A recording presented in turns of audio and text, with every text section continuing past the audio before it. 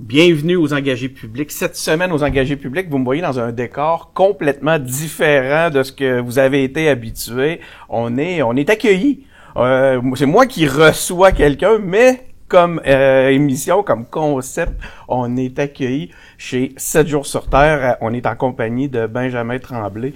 Benjamin, merci. Je pense que c'est la première fois que tu fais ça? Première entrevue invitée ici au studio et j'avais assez hâte de le faire. J'avais hâte d'abord de faire des entrevues avec des collaborateurs, essayer d'avoir des gens de l'extérieur, politiciens, des invités qui seraient peut-être des scientifiques, des intervenants qui seraient pertinents, mais de le faire ici avec des entrevues pour 7 jours sur Terre en tant que tel. Puis écoute, les podcasts, j'adore ça. Ici, on a tellement un beau setup, j'avais vraiment hâte de pouvoir livrer quelque chose ici. Là. C'est ce que j'avais envie d'essayer. Écoute, quand on a eu cette idée-là, quand tu m'as parlé de ça, j'étais vraiment emballé. Là. Moi, je suis enchanté. Il va falloir que tu nous en parles un petit peu. D'ailleurs, tiens, on va commencer avec ça. On va parler de 7 jours sur Terre. D'accord. Mais on va parler aussi de chaque jour sur Terre. Hein, qui est une nouvelle chaîne. Hein. Ouais. Comment on appelle ça? Un side show? Comment tu décrirais?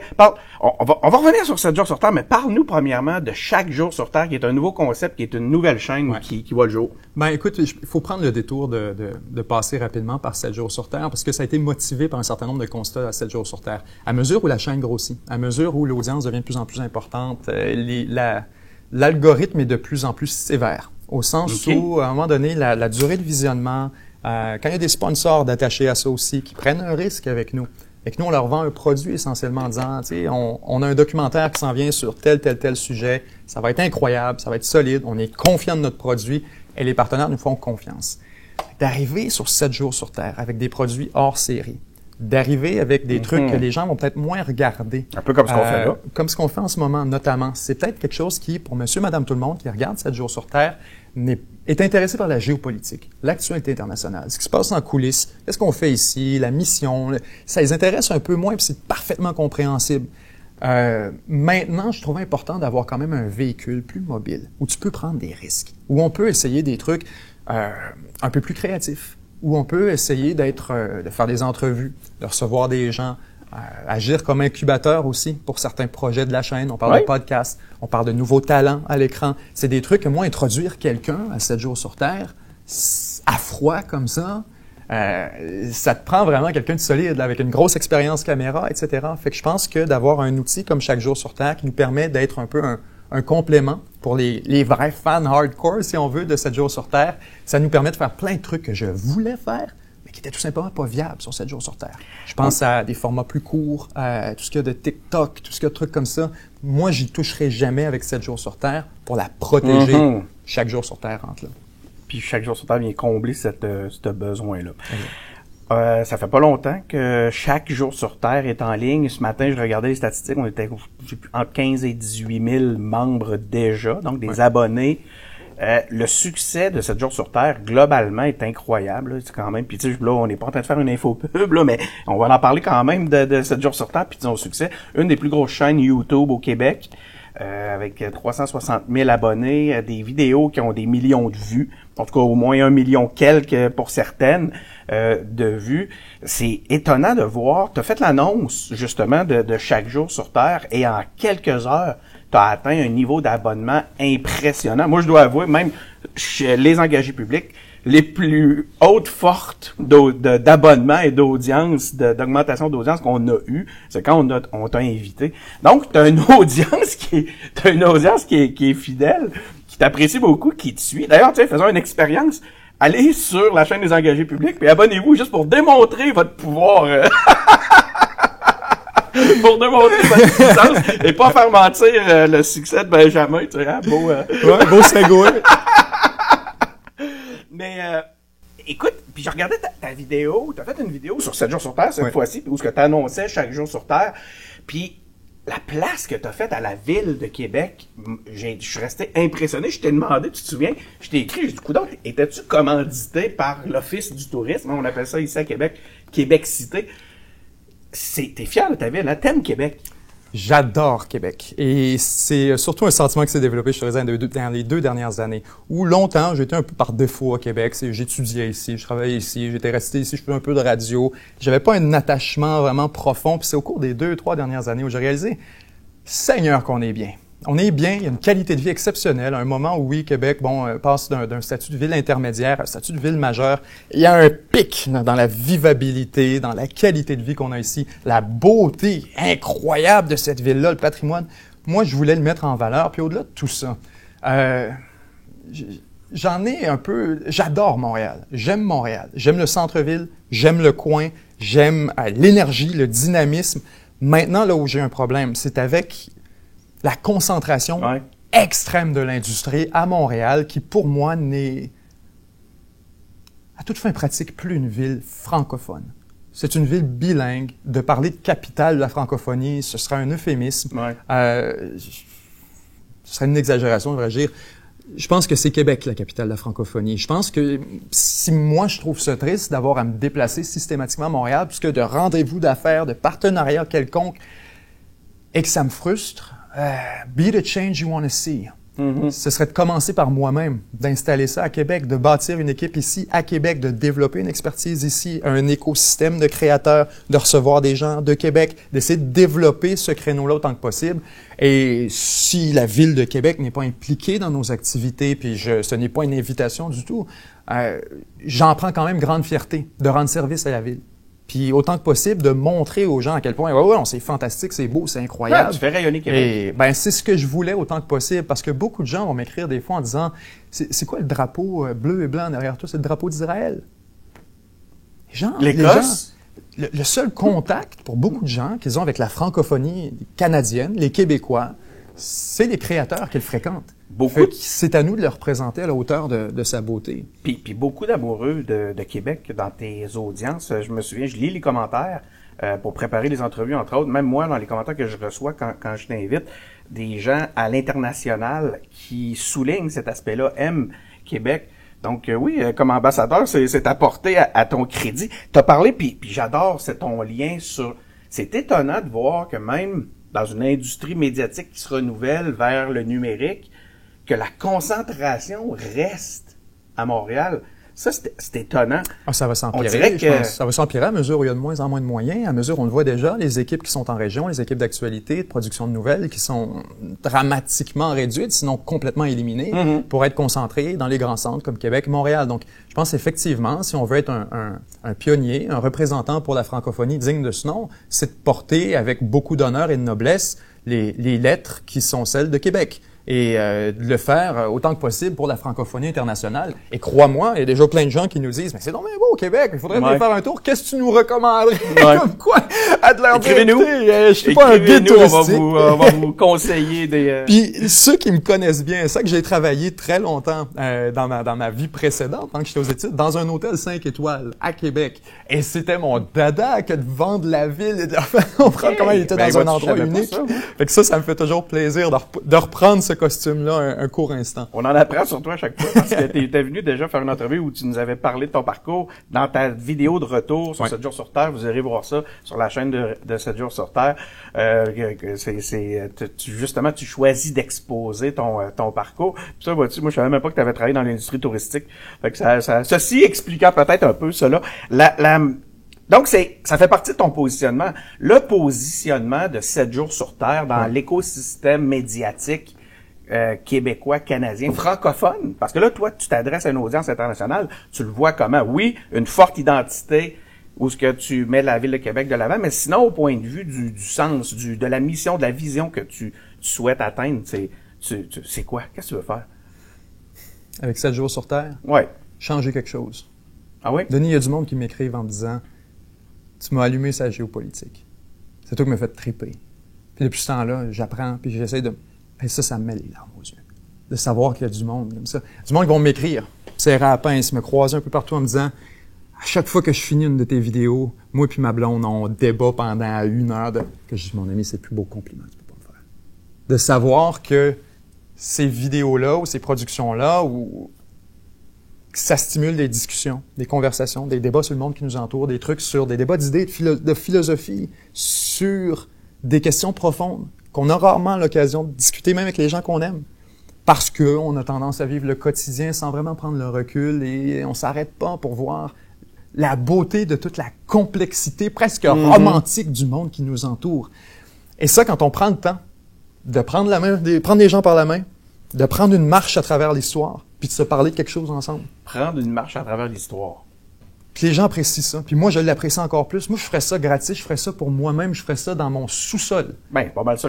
Pas mal de même ça a commencé. Et c'est de même que ça a commencé, justement. C'est une bonne manière de le remarquer. Donc, qu'il y ait une audience qui sont intéressés à ça, moi, tout ce que je comprends là-dedans, c'est qu'on fait quelque chose de bien.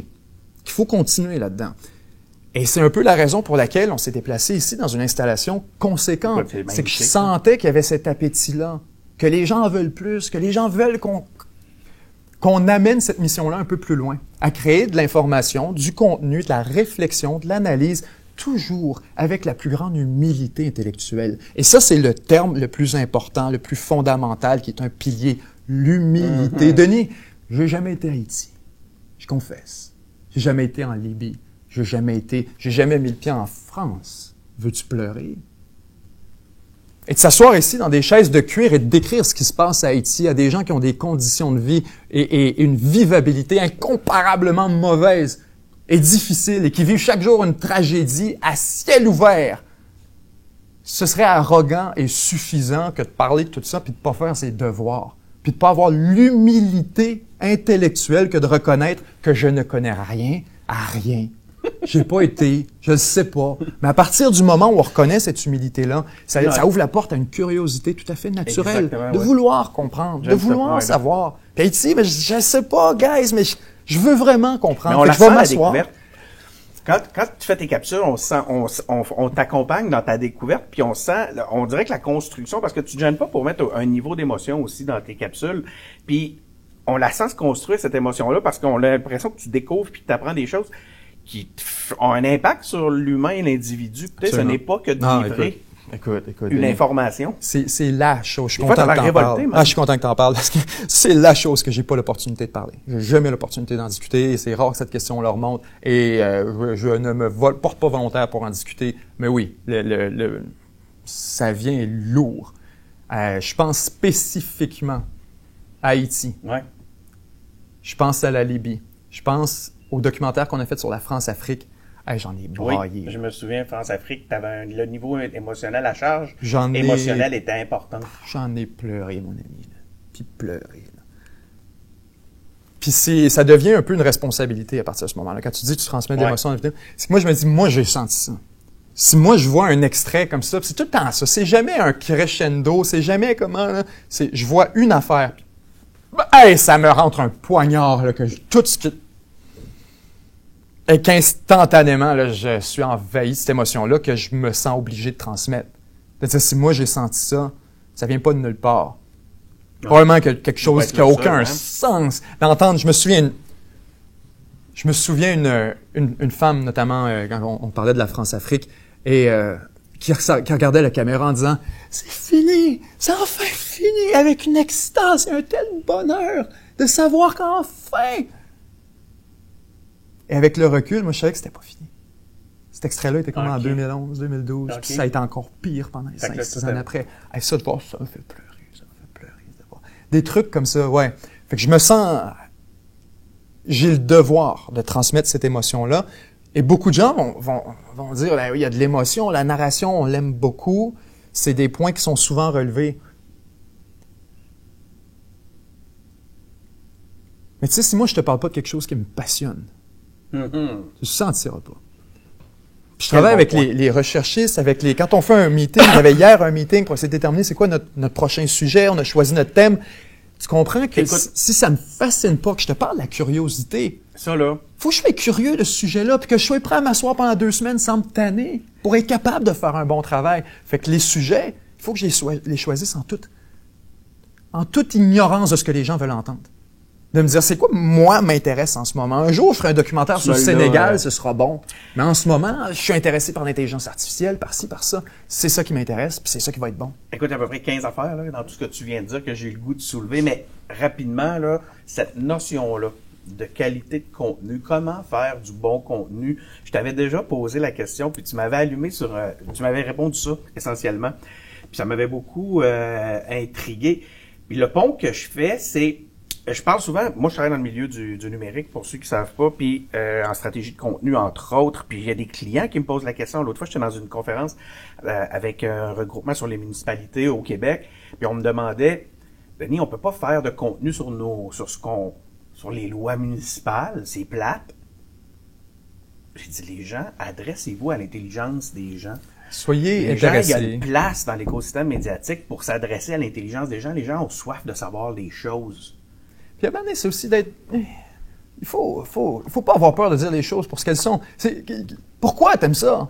Il y a une raison pourquoi toi, ça t'a fasciné, que tu as pris un livre de règlements municipaux, que tu t'es mis à essayer de comprendre les implications que ça avait dans la vie des gens, pourquoi toi, ça changeait quelque chose, qu'il faudrait changer ça, ou au contraire, cette règle d'urbanisme-là a créé une qualité de vie dans tel quartier.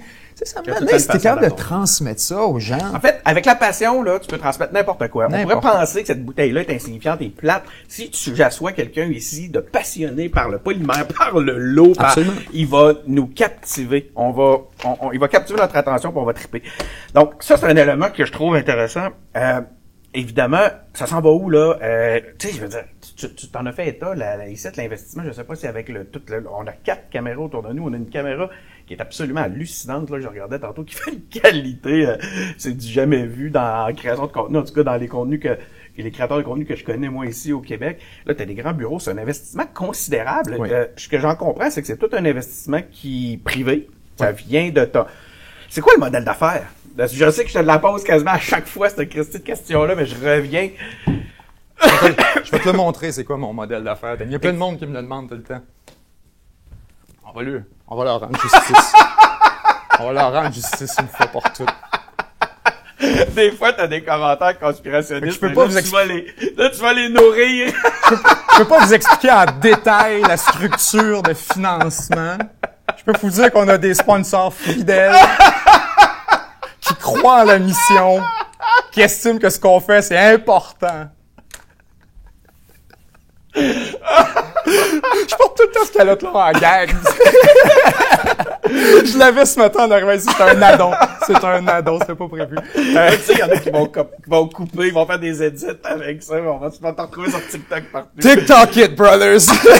La vérité, ça.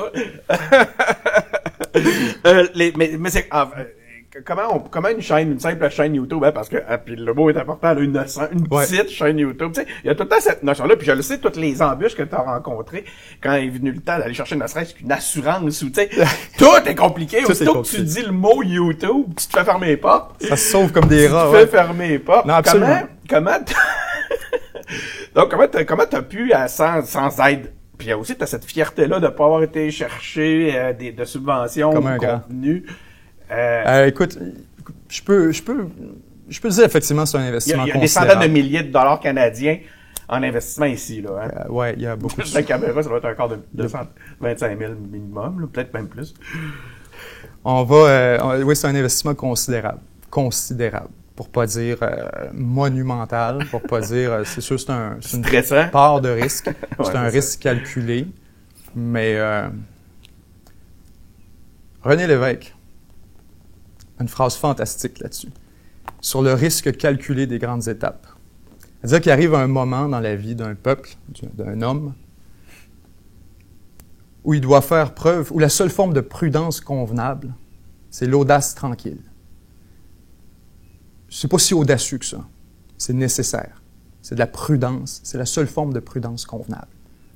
Et l'évêque continue en disant, s'il n'accepte pas alors le risque calculé des grandes étapes, le risque de rater sa carrière à tout jamais, exactement comme l'homme qui a peur de la vie. Puis ça, je tolère pas ça. Je l'accepterai pas. Je pense qu'on a vraiment un potentiel. Ce potentiel-là doit être récolté. Je pense qu'il y a vraiment un mouvement qu'on peut essayer de coaliser puis d'amener 7 jours sur Terre plus loin. Mais tu sais, YouTube, c'est incroyable. YouTube, c'est solide. C'est une idée fantastique. C'est un répertoire mondial de contenu dans toutes les langues, algorithmiquement propulsé, selon tes intérêts, où le créateur est rémunéré au prorata pour s'assurer qu'il continue à t'en livrer et qu'il soit récompensé à la fonction de sa contribution. C'est un système fantastique dans toutes les langues.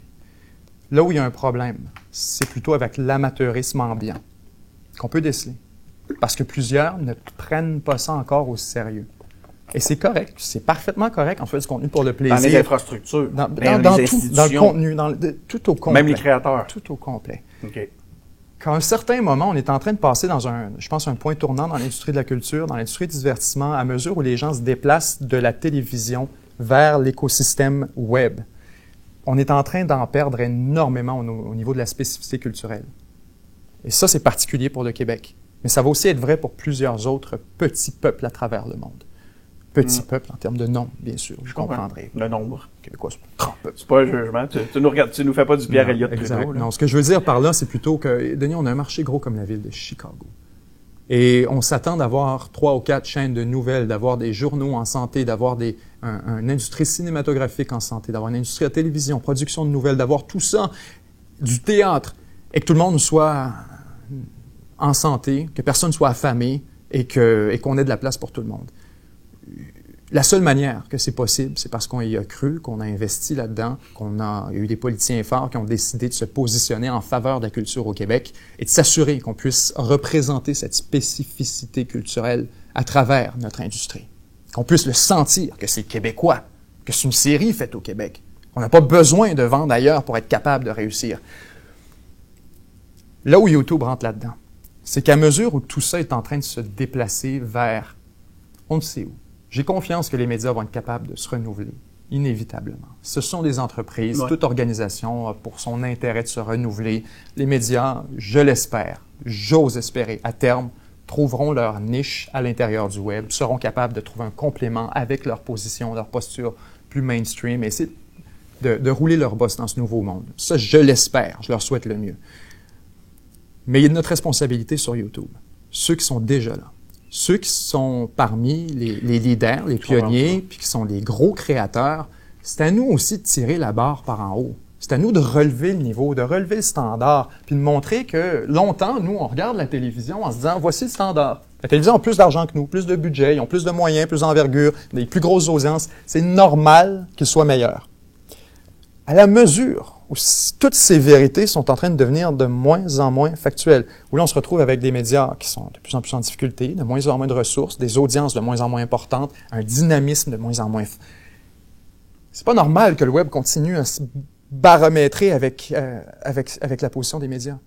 On devrait plutôt décider, écoutez, clairement, le web doit passer dans une autre posture, doit être en mesure de s'établir comme étant des créateurs de contenu professionnels, avec tout ce que ça implique. Et ça veut dire, certains me diront, ben moi, ce que j'aime de YouTube, c'est l'authenticité, la liberté. Je suis d'accord avec ça. Ça, c'est le succès de YouTube qu'il faut garder. Ce dont il faut se débarrasser, c'est l'amateurisme ambiant, le manque de recherche. Je pense à des grosses émissions au Québec, sur YouTube. On devrait avoir 3 ou 4 recherchistes qui s'assurent d'avoir un portrait total de l'invité. Parce que les entrevues qu'on voit dans des gros podcasts au Québec, ça a plus de visibilité qu'une entrevue à Paul Arcand. Ça a plus de visibilité qu'une entrevue à Tout le monde en parle. Il devient nécessaire pour ces créateurs-là d'être à la hauteur du mandat qui leur est confié par le public. C'est pour ça que ça m'intrigue beaucoup, puis ça me préoccupe que les sources d'aide qui viennent stimuler la création, qui viennent stimuler la qualité, autant au point de vue culturel que médiatique et autres, ne soient accessibles en fonction que de format. Toutes les structures d'aide, les ressources parlons-en, du gouvernement, que nos collectivités mettent à disposition pour aider justement l'industrie culturelle, l'industrie médiatique, devraient être rendus disponibles de façon équivalente aux créateurs du web. Il leur manque beaucoup d'outils. Il leur manque énormément d'outils réglementaires pour être capable de faire ça. Donc, j'ai beaucoup d'empathie pour les législateurs qui essaient d'aider puis qui essaient de trouver... Non, mais pour vrai, c'est pas facile comme enjeu. C'est de la façon que tu l'amènes. C'est pas facile comme enjeu parce que tu vois d'un côté, il y a une raison pour laquelle on est en mesure de soutenir justement ces médias et ces organisations plus mainstream, si on veut. La raison, c'est parce que c'était professionnalisé. C'est parce qu'il y avait des standards, un certain nombre de rigueurs et qu'on pouvait réglementer à travers des organismes avec une autorité, comme le CRTC, comme on pourrait dire, même si c'est sans autorité, la Fédération des journalistes. Ce qu'on vient offrir, c'est un certain cadre, si on veut, pour gérer ce contenu-là, qui permet ensuite de dire, vous êtes dans le pool auquel on peut contribuer. Quand tu arrives sur le web, où là, moi, je te dis, dans tes yeux, en disant, back the fuck off. Je te veux pas dans mes plates-bandes. Amène-moi pas d'argent. J'en veux pas. Je veux la paix. Parle-moi pas de découvrabilité de contenu. Parle-moi pas on veut pas prendre de photos. On ne veut surtout pas d'intervention externe. Et c'est ce qui fait la beauté du web. Donc, je comprends parfaitement ensuite. Pour quelqu'un qui se retrouve avec un portefeuille et qui essaie de stimuler la culture québécoise, il viendrait me dire, ben, on va encourager 7 jours sur Terre, mais... Moi, je dis non. Il n'y a pas de mais, il n'y a pas de... C'est là qu'on rentre avec... Et je les comprends. Tu peux pas essayer de rentrer dans on distribue de l'argent à tout le monde qui fait une vidéo sur YouTube. Non, c'est ça. Donc, comment baliser tout ça? Hey, ça serait une question importante. Écoute, quand je suis arrivé tantôt, tu m'as accueilli, je t'ai dit, j'ai ben trop de stock. On a fait un sujet, puis je suis déjà bientôt à la fin d'un épisode. Ce que je vous propose, puis on va poursuivre un peu, là, mais d'emblée, je vous propose un autre épisode avec Benjamin. On va parler de politique internationale tantôt. Mais avant, je vais revenir sur un point. On parlait du succès de 7 jours sur Terre, de la capacité que tu as eue, puis du désir, puis du courage. Oui, moi, je vais aller jusqu'au courage là, d'investir, il y a du risque, là, tu l'as dit toi-même, dans un projet comme celui-là. Est-ce que là, justement, puis tantôt tu disais, crème, je fais ça, j'adresse des sujets importants, des sujets conséquents, mais de Québec, avec ma connaissance de Québec. Est-ce que tu vas intégrer des intervenants, tu sais, le pour et par? J'ai pas le choix là-dessus. Est-ce que tu vas te déplacer aussi? Ah, Seigneur Denis, là, tu m'envoies sur quelque chose. En premier temps, quand je te parlais justement de l'humilité tantôt, c'est là qu'arrive le recrutement. C'est là qu'arrivent les embauches. Par exemple, je pense à Lama, par exemple, avec qui je parlais hier de notre prochain dossier. Lama, qui est notre recherchiste, qui actuellement est en France, Roumanie, Liban, elle se promène un peu, mais qui est en processus pour s'en venir au Canada. Avec nous, ici à Québec. Je suis très content de ça. D'ailleurs, on touche du bois. On est déjà plusieurs mois en processus. Je suis content pour toi. Et Lama est une professeure d'université, double doctorante, professeure d'histoire au Moyen-Orient. Donc, tu comprends, je n'ai pas le choix, moi, de me prendre des gens qui sont 10 fois qualifiés comme moi pour m'éduquer, pour me dire « You're a dumbass. Voici pourquoi. » Voici stimuler ta curiosité, ça. Absolument. Puis de me dire, puis il n'y a rien de mieux qu'une conversation avec quelqu'un de connaissant puis qui sait de quoi il parle. Donc après ça, si on va parler d'intelligence artificielle, ben c'est de se ressourcer avec des gens qui sont extrêmement connaissants dans le dossier pour essayer de s'éduquer puis d'avoir un portrait. Après ça, si on va parler de la France ou du Congo, ben la première chose que je fais, c'est de lancer un appel auprès de la communauté pour dire, hey, vous connaissez des intervenants, des journalistes indépendants, des trucs comme ça qui pourraient peut-être me référencer sur le Congo. Mais je reçois 60 courriels pour me dire, ben attends, je cherche encore des infos sur le Congo. Tel là est à telle chaîne, on va te connecter ensemble. Puis on est capable d'avoir une discussion en vidéoconférence de peut-être 40 minutes qui va valoir 10 heures de recherche. À te donner un point de départ, à t'expliquer le contexte, à te donner fait que des trucs comme ça, d'avoir accès à des ressources dans la communauté qui sont partout dans le monde, qui sont intéressés, intéressants, passionnés. Ça, pour moi, c'est le plus beau cadeau qu'on peut pas imaginer.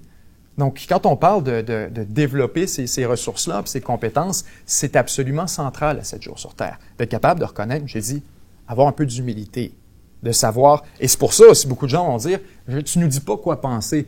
Bro, à quel point ce serait arrogant! À quel point ce serait arrogant? Je ne sais même pas moi-même ce que je pense. Je l'ai pas moi non plus, la réponse. À quoi faire avec l'Iran, puis le Moyen-Orient, puis quoi faire avec l'Amérique latine, puis qu'est-ce qu'on fait avec Cuba, puis le Venezuela? I don't fucking know. Mais ce que je peux te dire, par exemple, c'est qu'on va faire un retour sur l'histoire. On va essayer de comprendre comment on est arrivé là. Et souvent, quand on trace une trajectoire d'un point de départ et qu'on s'arrête à quelque part, à partir de la trajectoire, on est capable de projeter où les choses s'en vont. Et c'est souvent là où on laisse les gens, où on lâche la main et on se dit, ben voilà, je te laisserai tes propres conclusions. On a parlé, on a vu les mêmes choses, on s'est expliqué la même chose, on a pris cette marche ensemble à travers l'histoire. Maintenant, quand on se lâche les mains en 2024, 2025, la conclusion que tu en tires, ça dépend de tes expériences, de ta perspective, de ce que toi tu as vu à travers ce que je t'ai raconté, ce que tu as pris, ce que tu as laissé. J'exige et je commande des gens qu'ils prennent tout avec un grain de sel, y compris ce que je dis.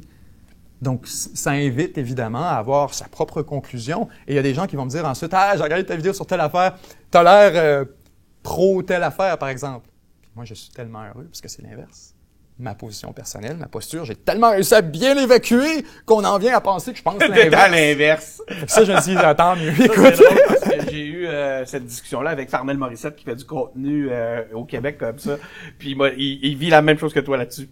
Il y a tout le monde essaie toujours de le camper sur une position de ça. Puis C'est que ça permet. Qu'est-ce qui les amène à penser ça? Ce que je trouve triste, c'est que c'est un peu malicieux.